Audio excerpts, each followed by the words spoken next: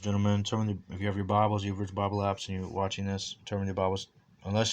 If not, just follow along watching this. First, 2 Samuel chapter 1. David hears of Saul's death. After the death of Saul, David returned from striking down the Canaanites and stayed in Ziklag. Sorry guys, these words are hard to pronounce. 2 days on the third day, a man arrived from Saul's camp with his clothes torn and rust on his head. When they came to David, he fell to the ground to pay him honor. Verse 3. Where have you come from? David asked him. The guy responds, I have escaped from the Israelite camp. This guy says, what happened? David asked, tell me. The men fled from the battle. He replied, this is the guy speaking to David, King David here. Listen to this. Many of them fell and passed away, and Saul and his son Jonathan were dead.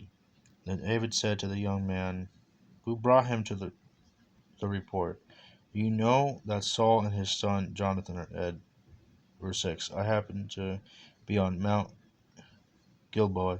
The young man said, and there was Saul leaning on his spear with the chariots, and then robbers in hot pursuit. When he turned around and saw me, he called out to me, and I said, what can I do? So, this is basically King Saul was dead. King David knew about it. The young man was an eyewitness to it.